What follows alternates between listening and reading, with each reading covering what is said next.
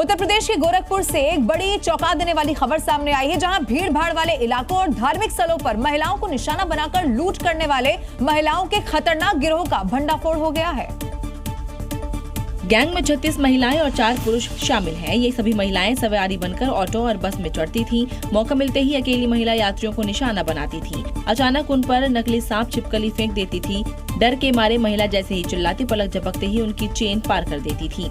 1 जनवरी को पुलिस ने गैंग के सरगना विष्णु को गिरफ्तार किया। सख्ती से पूछताछ में उसने पूरे नेटवर्क का खुलासा किया। इसके बाद एक कर 36 महिलाओं और 4 पुरुषों को पकड़ा गया।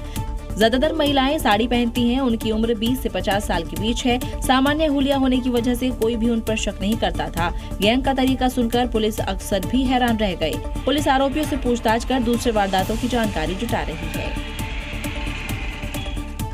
और अब देश से लाल आतंक के अंत का काउंटडाउन शुरू हो चुका है। सुकमा में सुरक्षा बलों के नक्सलियों से मुठभेड़ हुई है, जिसमें 14 नक्सलियों को ढेर कर दिया गया है। इस ऑपरेशन से सुरक्षा बलों ने एडिशनल एसपी आकाश राव गिरुपुंजे की मौत का भी बदला ले लिया है।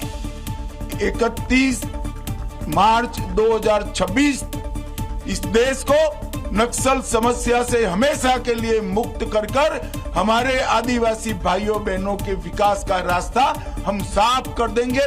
गृह मंत्री अमित शाह की दी डेडलाइन से पहले देश से लाल आतंक के खात्मे का काम पूरी तेजी से हो रहा है। सुकमा के कोंटा किस्टाराम के जंगलों में हुई मुठभेड़ में 14 नक्सलियों को ढेर कर दिया गया।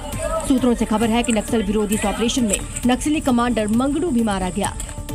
सर्च ऑपरेशन में सुरक्षा बलों ने इंसास जैसे ऑटोमेटिक हथियार भी बरामद किए हैं। नक्सलियों के खिलाफ चलाए गए इस ऑपरेशन से एडिशनल एसपी आकाश राव गिरुपुंजे की हत्या का बदला ले लिया गया है, जिन्हें नक्सलियों ने आईडी विस्फोट में मार डाला था।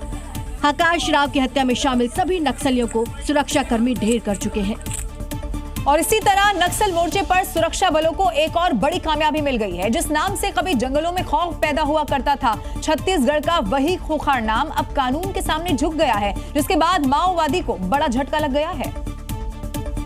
छत्तीसगढ़ और तेलंगाना में माओवादी हिंसा का बड़ा चेहरा रहा पीएलजीए बटालियन कमांडर बारसे देवा उर्फ सुक्का ने अपने साथियों के साथ तेलंगाना पुलिस के सामने घुटने टेक दिए। नक्सली कमांडर माडवी हिडमा का बेहद करीबी माना जाता था। देवा पर तेलंगाना में 25 लाख और छत्तीसगढ़ में 50 लाख रुपए का इनाम घोषित था, जो खतरनाक गुरेला कमांडरों में से एक था, जो AK-47 लेकर चलता था। ये अक्टूबर 2025 में तेलंगाना के जंगलों में घुसा था और तभी से सुरक्षा बल देवा की तलाश में थे।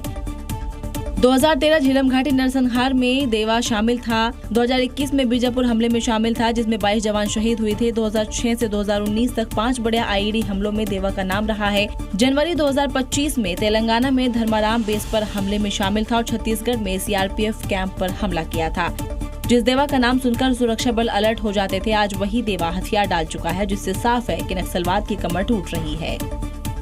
और इधर चीन में भ्रष्टाचार का एक ऐसा मामला सामने आ गया है, जिसने पूरी दुनिया को चौंका कर रख दिया है। यहाँ एक पूर्व मेयर के पास से 13 टन से ज्यादा सोना मिल गया है। इतना सोना देखकर चीनी अधिकारियों के होश उड़ गए, क्योंकि पूरा कमरा सोने से भरा हुआ था। ये खजाना चीन के हाइकोउ सिटी के पूर्व मेयर के पास से मिला। दरअसल जांच एजेंसियों ने जब पूर्व मेयर के अपार्टमेंट पर रेड मारी, तो वहां से 13,500 किलोग्राम सोना देखकर चौंक गए। करीब 3,400 करोड़ भारतीय रुपए के बराबर युआन, जो कि कैश के रूप में बरामद हुए। इसके अलावा चीन और विदेश में मौजूद पूर्व मेयर के लग्जरी रियल एस्टेट, महंगी कारों के कलेक्शन को भी जब्त किया गया। कोर्ट ने पूर्व मेयर को सरकारी धन के गबन, पद के दुरुपयोग और गंभीर करप्शन का दोषी पाया और उन्हें मौत की सजा सुना दी। ये मामला चीन के इतिहास के सबसे विवादास्पद भ्रष्टाचार विरोधी मामलों में से एक माना जा रहा है। ये मामला न केवल सत्ता में बैठे लोगों के लिए कड़ा मैसेज है, बल्कि दुनिया भर में ये सवाल उठाता है कि भ्रष्टाचार और पद की ताकत मिलकर किस हद तक जा सकते हैं।